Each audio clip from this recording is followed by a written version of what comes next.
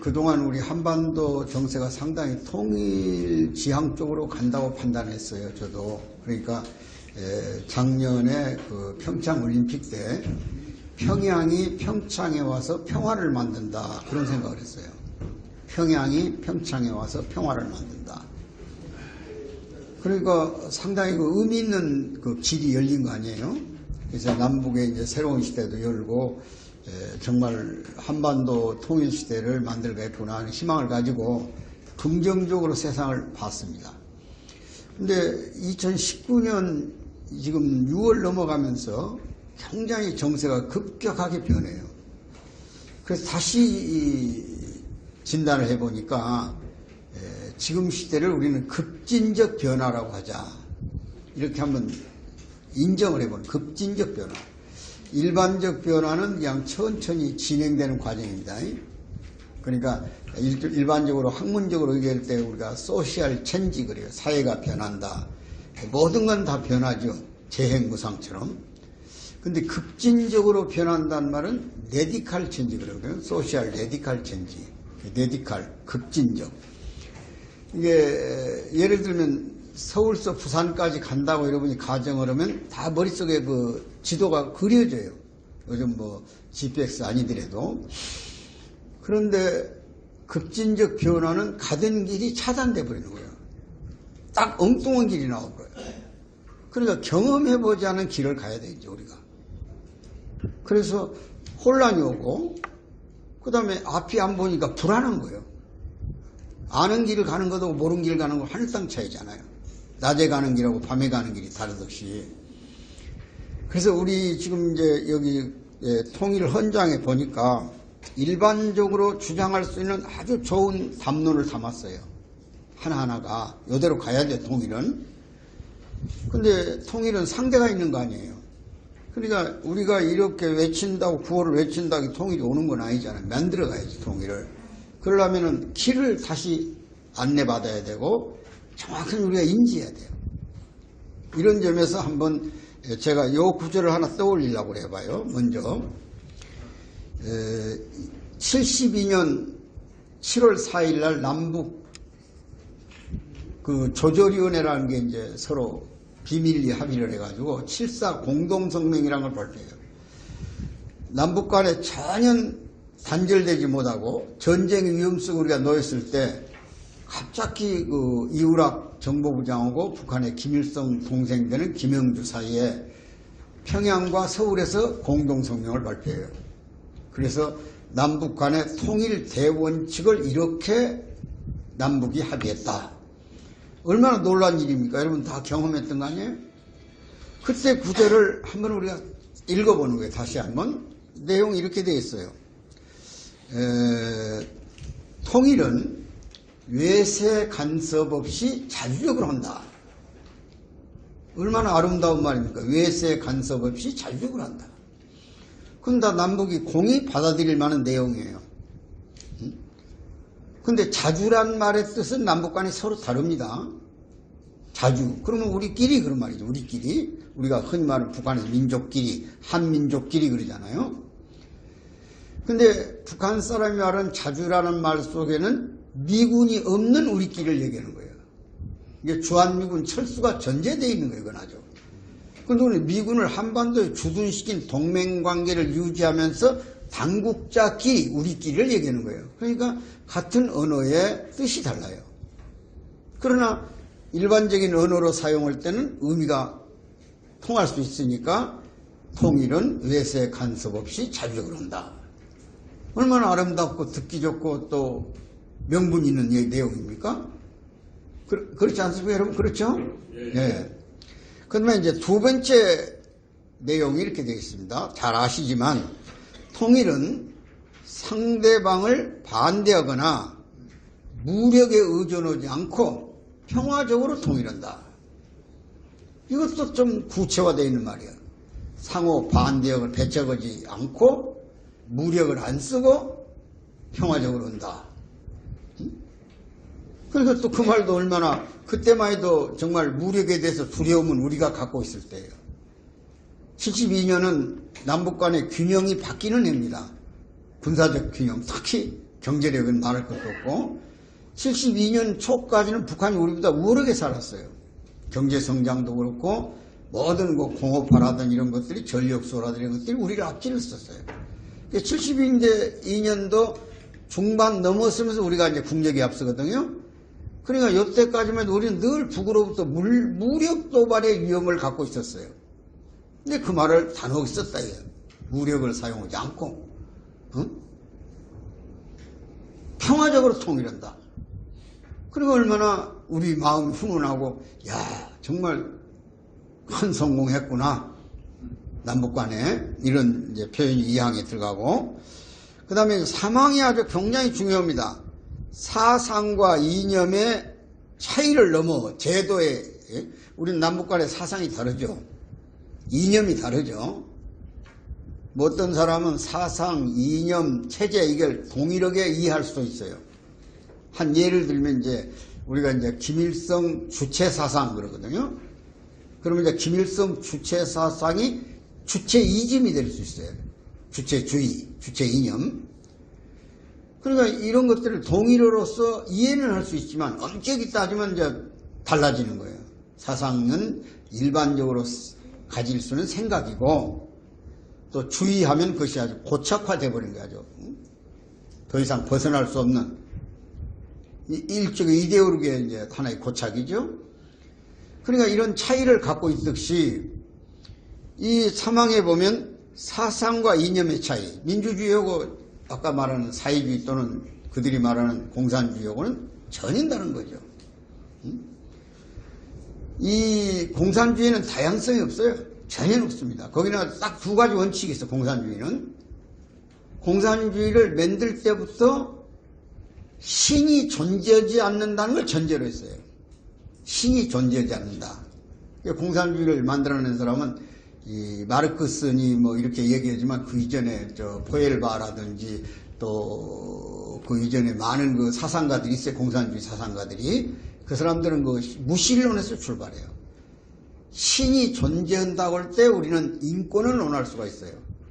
그러니까 우리가 흔히 인권은 천부적 권리다 그러잖아요. 사람은 태어날 때부터 하늘로부터 사람답게 살 권리를 가지고 있다. 이렇게 전제하고 나가는 거예요. 인권이라는 말은 천부적 권리, 하늘이 부여한 권리다. 그럼 여러분이 주장하는 자유라든지 민주라든지 복지라든지 이런 것들은 다 인권에 해당되는 거예요. 지금은 인권의 범위를 재산까지 인정을 해요.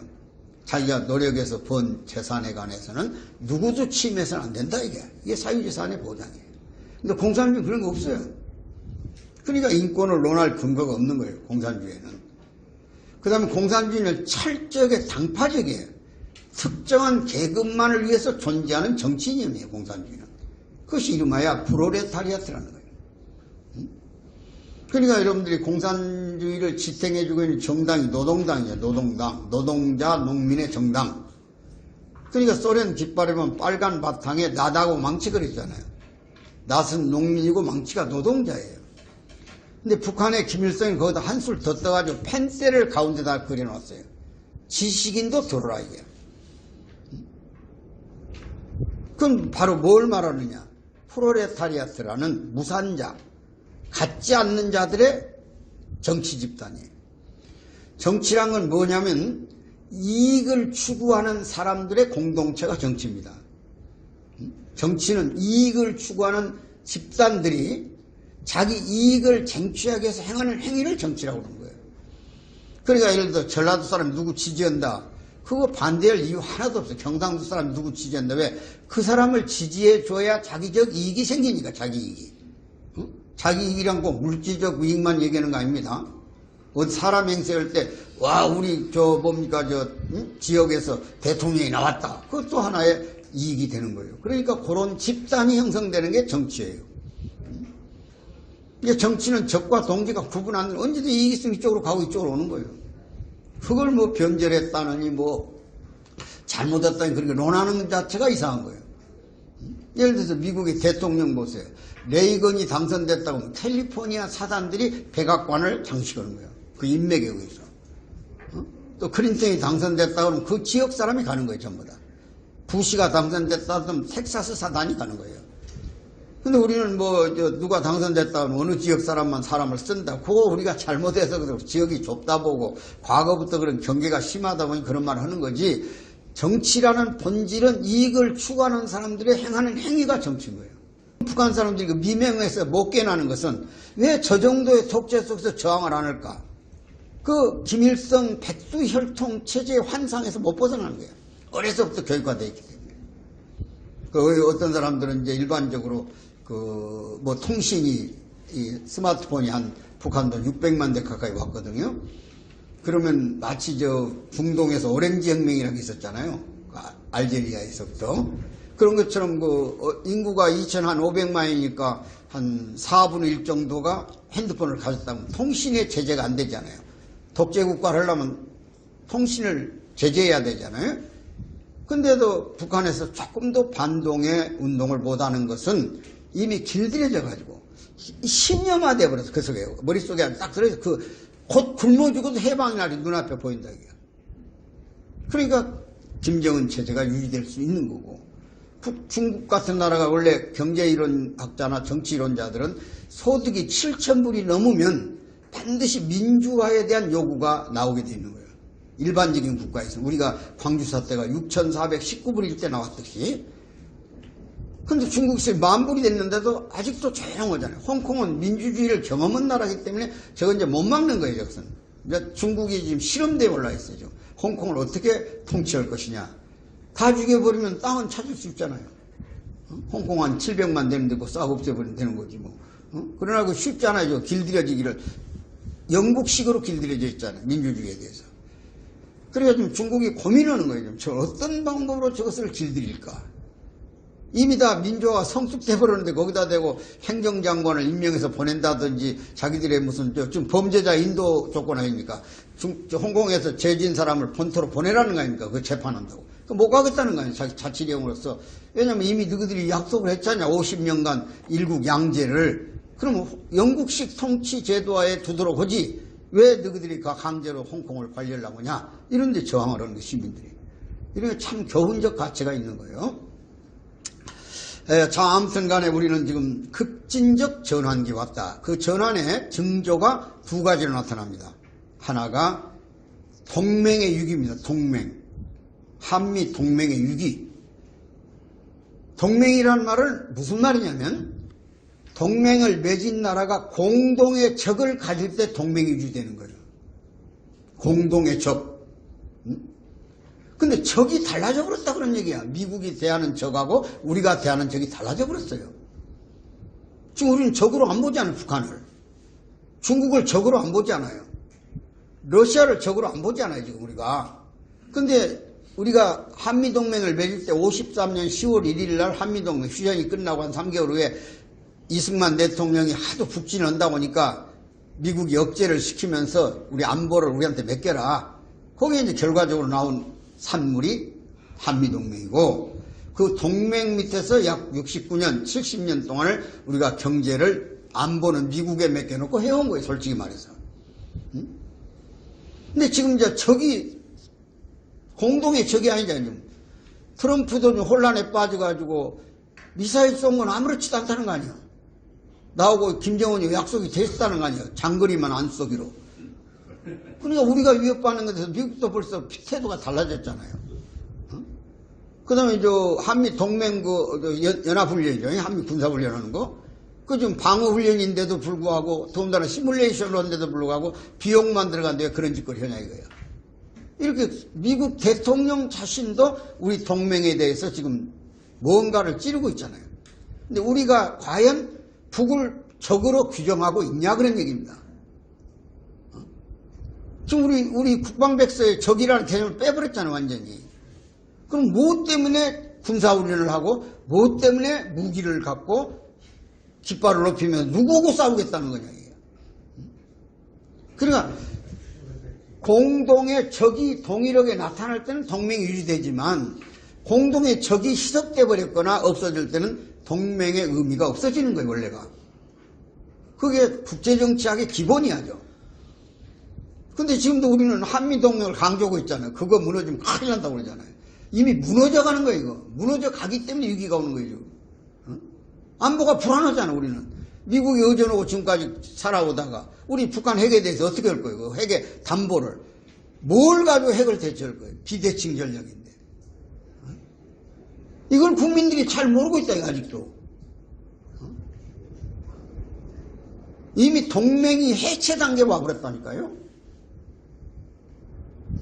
이걸 어떻게 수습하겠습니까? 지금 우리 문재인 대통령하고 북한의 김정은 정권 사이에 군사합의해가지고 지금 DMZ를 아주 완전히 비무장화 해놨잖아요. 언제든지 공격 없고 방어선이 없잖아요. 어떤 사람은 대한민국이 만만치 않은 나라인데 그렇게 망하겠냐 그러지만 위대한 착각입니다. 과거의 전쟁처럼 전쟁을 안 합니다. 지금은. 어떤 전쟁은 핵심 포인트 전략, 다시 말하면 중요한 거점을 점령해버려요. 순식간에. 이 방어선이 무너져 있는데 점령당하는 거 일도 없죠. 수도권이라게 뭐 방사포격 1만 4천 기가 막 일시에 한 3, 4일 쏘아대고 그러면 어떤 정신을 차리겠어, 지금. 길 가다가 구멍만 하나 뚫려도 정신이 없고 전화선 몇 개만 끊어줘도 그냥 앞뒤가 캄캄한데 방법이 없잖아요. 그걸 담보로 해서 이제 전략을 펼치는 거야. 저 사람들 배고파도 지금 식량이 110만 톤 모자라도 눈 하나 끄떡 안 합니다. 서울만 점령하면 서울 것만 가져가도 먹고 3년은 산다는 거야. 외환 가지가지, 골동품 가지가지, 각종 과학 기제품 가지가지, 유물 가지, 식량만 가져가도 몇 년 먹고 산다는 저 사람은 밥 2끼만 줘도 잘 사니까 안 줘서 걱정이지. 배급의 80%가 무너져 버렸잖아요. 지금 현재 북한은 장마당 경제 완전히 평양을 제외한 특수한 기관 요원들 외에는 배급이 없습니다. 그러니까 공식적으로 80%가 장마당에 의존해요. 그래서 북한의 장마당의 위력은 대단합니다. 어느 정도 위력이 대단하냐? 북한 노동당보다 위력이 대단합니다. 그래서 장마당보다 노동당보다 장마당이 위에 있는 게 북한은 지금. 장마당을 운영해주고 있는 사람들 누구냐? 돈주입니다. 돈주, 거래꾼들. 이 사람들은 이미 90년 고난의 행군 때 배고프란 걸 이미 배고픔을 경험한 사람들이야. 돈 없으면 죽는다는 걸. 돈 다음에 김정은이다 이거야. 백두혈통이고 백두혈통을 거부는 안 해요. 그 밑에서 그늘 밑에 사는데 그러나 돈이 위에 있다는 거야. 그건 힘도 없으니까 돈이 위에 있으면 돈이지 뭐. 그래서 돈주가 이제 그 정치를 하는 겁니다. 북한을 운영하는 거죠. 그 돈주의 뒷바라지 밑에서 김정은 권력이 존재하는 거예요. 그러니까 김정은이가 북한 인민들에게 교육을 통해서 이미 이념이 고착된 부분도 있지만 브레인와시가 된 부분도 있지만 그보다 더 위대한 것은 두 가지입니다. 하나가 부패를 척결했다. 부패. 국가 재산을 맘대로 팔아먹은 소위 자기 고모부 누구요? 장성택이 그 사람 외에 그 수많은 사람이 막 기관단총으로 죽고 막 그랬잖아요. 그 사람들이 되게 다 부패 혐의를 씌워서 죽인 거예요. 또 부패했고 실제로. 그러니까 야 어떤 지도자가 저렇게 자유롭게 부패한 권력을 척결할 수 있는가. 우리도 그 부패 권력을 척결하면 대단히 시원하잖아요. 대리만족이라고 해가지고. 그 다음에 두 번째가 모든 김일성, 김정은 때도 그 소위 농민시장이라고 해서 김일성 때도 장마당이 있었어요. 조그만하게 규모가 옛날 우리 새백장 쓰고 이런 거 있잖아요. 농촌에서 그 소위 물물교리 하는 거로. 그런 게 있었는데 거기에 이제 커진 거 장마당이거든요. 근데 이제 배급이 안 나가니까 먹고 살라니까 장마당에 나가야 되잖아요. 그래서 한 7가족이 있다면 2~3명은 장마당에 가야 돼요. 가족 중에 절반은. 그래서 뭔가 움직여야 돈을 만지는 거예요. 폐결핵 환자, 말라리아 환자가 500만이 넘어버렸습니다. WHO에 등록이 된 것만. 그러니까 인구의 절반이 폐결핵 환자죠. 우리 돈 3만 원이면 해결될 폐결핵 환자가 인구의 절반을 차지해버렸으니까 최고의 위기에 있는 거야. 그러니까 북한은 어떤 수단을 써도 극단적 모험을 선택하지 않고는 체제 유지가 안 되게 돼 있어 지금. 그렇다고 저것들이 민주주의 체계처럼 순리에 따라서 변화하고 베트남식 개방으로 이렇게 돼 있지 않습니다. 저 체제는. 이 중국이나 베트남은 개혁 개방을 가능하게 한 것이 있어요. 그건 뭐냐면 공산주의식 민주화가 진행되는 사회들입니다. 그 사회는. 공산당 체제 속에 있지만은 아까 제한된 것들이 있어요. 신을 자유롭게 못 믿게 한다든지 정치적 자유가 없다든지 이런 건 있어요. 배급책에 산다든지. 그러나 그 사람들은 적어도 당내 민주주의래. 당내 민주주의. 다당제가 아니도 정치협상회의를 갖고 있다든지. 그래서 소수 의견, 예를 들어서 하나만 예를 들면 중국이 55개 민족이 되어 있어요. 한족 말고도 55개 민족이 있다 이게요. 그 민족의 특성에 따라서 아주 특혜를 줍니다. 김정은 체제가 불안해질수록 더 한반도 위기는 옵니다. 그 방법을 피하는 방법은 전쟁밖에 없으니까. 그래서 지금 전쟁의 위기가 바로 촉발될 직전에 와 있는 거예요. 근데 지금 동맹까지 해체되면, 동맹 위기까지 와버리면 어떻게 방어를 하고 우리 안보를 지킬 것이냐. 이번에 동맹 간의 어떤 의미도 국가 이익을 넘어설 수 없다는 애매모호한 표현으로 안보가 무너지는데 국가의 이익이 뭐 있어? 이거 국민이 정확하게 알아야 된다 그런 얘기야. 그래서 내가 고민하면서 이제부터야 국민교육을 제대로 해야 되겠구나. 이게 나라가 위태롭구나. 그리고 이번에 미국 정부가 분명히 지소미아에 여러 차례 그것만은 붙들고 있어봐라. 좀 시간이 걸려도 일본을 설득시켜 볼까 하니 그런데도 이걸 종료했다고 말은 점잖은 말이지만 폐기해버린 거 아니야 사실은. 그러니까 미국이 이제 본격적으로 압력을 넣잖아 우리한테. 트럼프가 뭐라고 했어요? 두고 볼 일이라고 했죠. 두고 볼 일이라고. 뭔 일이 일어나는가 두고 보라는 거 아니야. 그러면서 지금 압력 넣은 것이 한미 동맹 그 군사훈련 의미 없다고 돈 들어가는 것이 뭐냐면서 지금 압박 넣는 거 아니야. 동맹 비용 더 내놔라 이게 이제. 너희들이 안보를 그만큼 공짜로 올라타고 왔으면 이제 더 5배 막 내놓으라고 막 그렇게 표현하고 있잖아요. 이게 못 견디는 거 이제. 그 다음에 한국에 경제적 압력 넣는 거예요. FTA부터 이제 재척결하라든지. 미국 시장 잃어버리면 우리 어떻게 이제 중국 시장 잃어버리면 어떻게 살 거예요? 수출이 급감을, 경제 파괴가 와버려요, 지금 이제. 증권시장에서 하루에 수조 날아가는 일도 없어져. 못 견디는 우리가 무슨 기반이 있어, 우리 기반이. 언급길에 올라온 거지, 그냥 성질 난 김에. 하도 못 살아가지고 그냥 성질 나서 그냥 우컨 김에 여기까지 왔자 기질은 있어가지고. 그렇지만 기반 뿌리를 못 내리고 있었다, 이게 우리가. 그러니까 이게 큰일 났다, 이게. 그걸 이제 더 큰 그림으로 보기 위한 것이 미중전쟁입니다. 미중전쟁. 미중 간에 전쟁을 할 것이냐 안 할 것이냐. 이게 아주 굉장히 중요한 거예요. 이걸 갖다 우리는 패권 지금 투쟁이라고. 패권전쟁. 패권전쟁이란 뭐예요? 한 나라가 어떤 국제 질서를 이끌어갈 때 이끌어갑니다. 그럼 그 질서 속에 숨어오는 거예요. 모든 세계가. 요게 과거에 2000년 전에 팍스 로마라는 시대가 있어요. 로마가 유럽의 중심지에서 세계의 모든 질서를 끌고 가는 시대가 있었습니다. 팍스 로마 시대. 그 다음에 두 번째 시대가 이제 17세기 넘어 18세기에서 20세기, 19세기 말까지 영국이 세계를 지배해요. 그게 팍스 브리테니카 시대야. 영국이 약 60여 개국의 식민국가를 가지면서 태평양 또는 인도양, 심지어 세계 저쪽 호주까지 막 영국 자치령을 만들어가지고 깃발을 날리던, 그래서 유니온잭이 날리던 시대가 있었잖아요. 그리고 19세기 말 20세기 초부터 미국 시대가 온 것이 팍스 아메리카나입니다. 근데 팍스 아메리카나가 지금 세계 질서를 유지했는데 갑자기 팍스 시니카 세력이 나왔어요. 중국 세력이. 그래가지고 거의 지금 뭐 중국 시진핑이가 2049년이 중국 공산당 창설 100주년입니다.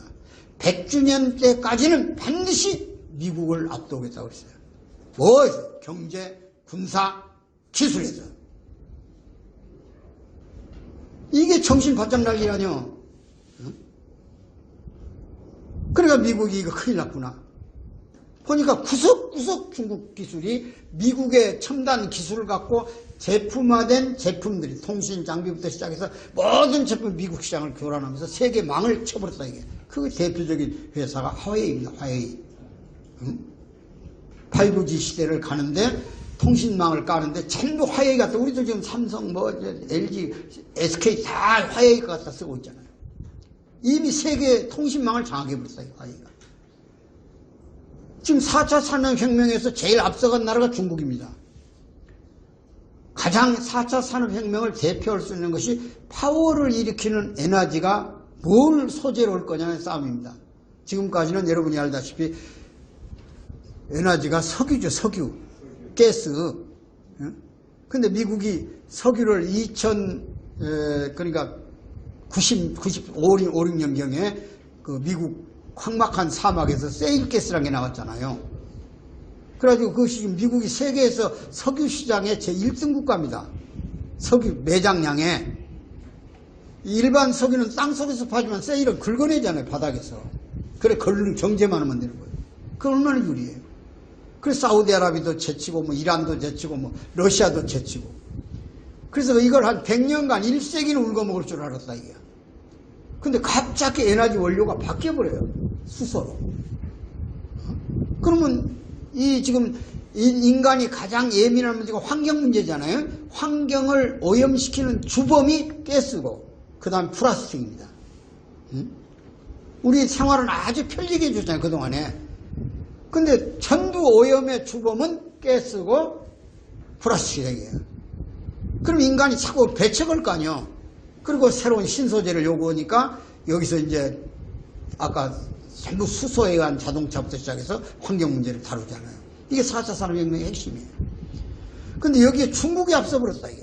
근데 그 중국을 조사해보니까 전부 미국의 첨단 장비, 부품, 소재를 갖다가 중국화해가지고 세계시장을 가더라, 이게. 우리 반도체, 일본서 기술 갖다가, 부품 갖다가 써서 가져듯이. 그러니까 이때 중국을 안 잡으면 패권을 놓친다. 이거 미국의 결의예요, 결의. 그래서 이것을 패권전쟁이라고 합니다. 처음에는 무역으로 갑니다. 근데 이것이 기술로 가요. 그 다음 환율로 갑니다. 근데 가장 미국이 두려운 것은 기축통화를 중국 유한한테 뺏긴다면 그때는 끝이야. 근데 지금 중국의 유한화에다가 소위 그 통화에 대한 위장 가치를 부여해가지고 위협을 줘도 중국이 끄떡 안 하잖아요. 동일한 보복을 하잖아요. 그러니까 이것이 전쟁으로 갈 수밖에 없다는 결론을 내린 것들이 많은 사람들의 공통된 의견이에요. 전쟁을 하고 싶어서는 게 아니다. 그 이론 중에 요즘 두각을 나타내고 있느니 투키디데스 함정이라는 이론입니다. 투키디데스. 이 사람이 과거에 그 히랍, 소위 그 그리스 시대에 기원전 한 450년 전 인물인데 군사 전략가고 일종의 철학가죠. 이 사람이 그 글을 하나 썼어요. 과거 그 아테네라는 나라가 등장해가지고 그 기존의 국가에 도전했을 때 싸울 그 전쟁을 해서 우리가 펠레소네스 전쟁 그러잖아요. 펠레소네스 전쟁. 그 전쟁 때 경험을 해가면서 책을 한 권 남겨놨어요. 펠레소네스 전쟁 그 이름이 전쟁사죠. 그 전쟁의 펠레폰네소스 이름이 좀 어렵니다. 펠레폰네소스 전쟁의 기록을 남긴 사람이 이제 투키디데스인데 이 사람이 함정이라는 말을 썼어요. 그 함정 이 내용은 그렇습니다. 어느 시대든지 어떤 나라가 패권을 가지고 간다 이게. 근데 어떤 세력이 도전해가지고 가까이 오면 위협을 느낀다는 거야. 그 세력을 뺏길까 봐서. 그때 그 전쟁을 해결하는 방법으로 선택한 것은 평화적인 방법보다는 전쟁으로 결론 날 것이다. 그래서 많은 학자들이 그 학문을 가지고 펠레소네스 전쟁사를 쓴 투키디데스 함정 이론을 가지고 연구를 해봤더니 101세기 동안에 100년 동안에 16번의 위기가 왔대요. 패권 때문에. 그 안에는 1차든 2차든 다 들었지만은 근데 12번은 전쟁으로 가고 4번만 평화적으로 가더라 그런 얘기야. 그래서 이 정론은 거의 확실하다고 보는 거예요. 그것을 대변해서 설명한 사람이 그레이엄 앨리슨이라는 미국 하버드 대학의 국제정치연구소 소장입니다. 그레이엄 앨리슨. 이 사람이 작년에 시중에 혹시 여러분들이 보세요. 책 예정된 전쟁이라는 책을 썼어요. 예정된 전쟁. 그러니까 우리나라의 김진명 작가도 미중 전쟁이라는 책을 썼습니다. 미국과 전쟁이 그 석유 자원 때문에 결국 난다는 걸 썼어요. 우리 김진명 웅화꽃이 피었습니다. 그 사람도. 근데 아까 하버드 대학의 글레이엄 앨리슨 교수는 예정된 전쟁, 미 중국은 전쟁으로 갈 수밖에 없다는 책을 썼어요. 그래서 세계적 인기를 지금 국제정치학에서 전부 다 그 책을 인용해요. 거의 맞다 이게. 지금 현재 살살 지금 무역으로 오죠. 그 다음 기술전쟁이죠. 그 다음 환율전쟁까지 갔잖아요. 환율 조작국까지. 근데 그것이 결국은 전쟁으로 간다는 거예요. 그러면 전쟁으로 갔을 때 그 주변 국가들이 지금 미국 측에 붙어 있거나 중국 측에 붙어 있거나 동맹 관계거나 그런 관계들이거나 또 제3국가가 중립적 위치를 지켰다 하더라도 그건 제2열이야. 제1열은 미국이고 제2열이에요. 변방국가들. 이런 나라들은 어떤 피해든지 피해를 보게 됐다는 거예요. 그래서 이때 각국 나라가 질서를 재정립해라 이거예요. 자기 살 길을 찾아라 이거예요.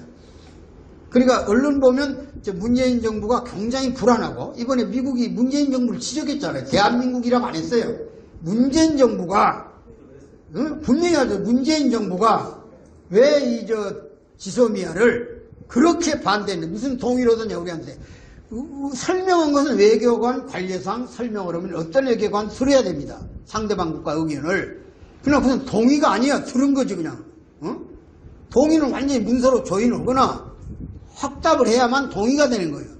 당신 말이 맞다. 그럼 일본에 압력을 넣어서라도 해결하겠다. 이렇게 동의지. 그냥 그러냐고 입장 있기 어려웠겠다고 이렇게 일본이 경제적으로 보복을 하는데 이거 정말 억울하다. 그러니까 누구 나라도 그거 일본이 약점인 그 휴민트 정부 우리가 인적 가장 가까운 정보를 가지고 있는데 일본이 안 받으면 일본도 여러 가지로 지금 북한 김정희가 쏘는 미사일이 전부 다 일본 공격 대상 아니야. 우리를 거쳐서. 오히려 미사일 전쟁은 가까운 데는 괜찮아요. 지나가니까. 그러니까 일본은 아주 타격이 잔다. 600km, 700km 나가면 다 건너갈 수 있는 거니까. 그러니까 일본은 좀 답답하니까 요 약점의 고리를 잡은데 어디다 약점을 뒀냐. 미국이 일본과의 관계가 아주 돈독하니까 최소한도 아베하고 트럼프 사이에는 묵시적 동의가 있었을 것이다. 이 한국 정부에 압력을 넣는다는 데서 왜 이 정부의 방향을 정확하니 어느 줄에 쓸래 네가 네가 동맹이냐 정말로 정말 그 북한이라는 것을 공동의 적으로 인정하느냐 중국이 공동의 적이냐 우리 지금 중국하고 싸운다 근데 너 태도는 뭐냐 동맹이라는 것은 적을 공동으로 대할 때 동맹이 된다고 그랬잖아요. 적이 하나는 아니고 여기만 기도하면 동맹이 아니잖아요. 같이 싸워야 되는데 그러니까 요 태도를 밝히기 위해서 지금도 여러 가지 조건을 가지고 시험을 했잖아요. 우리 정부에 대해서. 근데 이번에 와서 지소미아를 보니까 확실히 태도가 분명히 나타났다 이거야. 이건 동맹의 가치가 없다. 그래 동맹이 아닌데 네 맘대로 해봐라 할 수 있는데 한반도의 지형학적 전략 가치 때문에 버릴 수는 없어 미국이. 중국을 견제했는데 우리가 교두보로서 역할이 크잖아요. 우리 전략적이. 사드를 일본에다 갖다 놓은 것보다 한국에 갖다 놓은 것이 중국의 군사정보를 알았는데 굉장히 유익하잖아요. 사드는 공격무기가 아닙니다. 방어무기지. 레이더만 가지고 적의 동향을 살피는 거지. 이런 점에서 지금 한반도는 급진적 전환기에 들어와 버렸습니다. 우리가 어영부 의원이 뭐 적이냐 우방이냐 좌냐 우냐 이게 따질 겨를이 없어요. 정말 전체가 나라의 안보를 지켜야 되는데 이 지도층이 불안하다 이게. 지도층이 불안할 때는 우리 국민이라도 결속해야 된다 이게. 이런 점 포럼을 만들어가지고 우리 김남일 박사님이 하시는 걸 보고 오늘 제가 처음 와봤습니다. 굉장히 그래도 이런 저그마한 파동이 큰 울림을 가지고 많은 사람을 깨우칠 수 있지 않겠는가 하는 생각을 해봅니다. 저는 여러 가지로 감사하고 이 장은